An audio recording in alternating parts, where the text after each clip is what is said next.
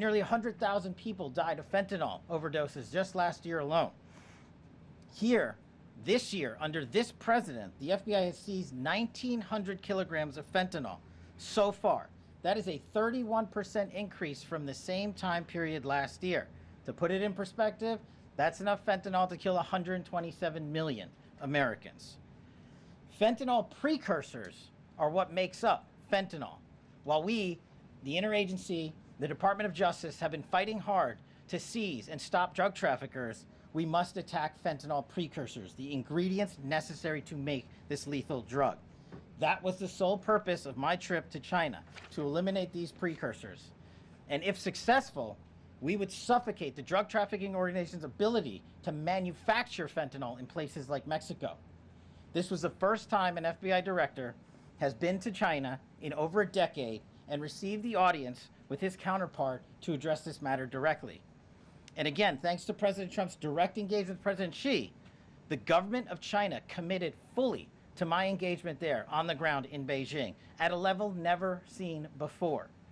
While at Ministry of Public Security headquarters, I met with my counterpart at MPS, where the Chinese government agreed on a plan to stop fentanyl precursors.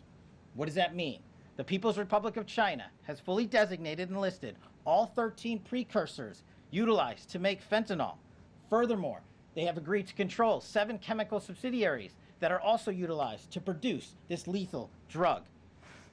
Effective immediately, essentially, President Trump has shut off the pipeline that creates fentanyl that kills tens of thousands of Americans.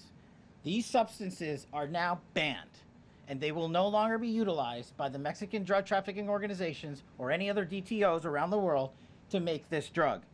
This historic achievement has saved tens of thousands of lives. This historic achievement would not have been possible without the tremendous team of President Trump, the Attorney General, the Department of Justice, the Federal Bureau of Investigation, and Ambassador Perdue in China, whose ground-level engagements were imperative to achieving this result. This is yet another example of how President Trump defends the American people, provides security for the American people, and puts the American people first. This is a historic first-in-its-kind achievement by any president to stop the scourge of fentanyl, and it should be championed by every single American. This achievement will save lives. We are thankful for President Trump's steadfast leadership, and this FBI will fearlessly follow in his footsteps to ensure that this mission of safeguarding the American public is achieved every single day.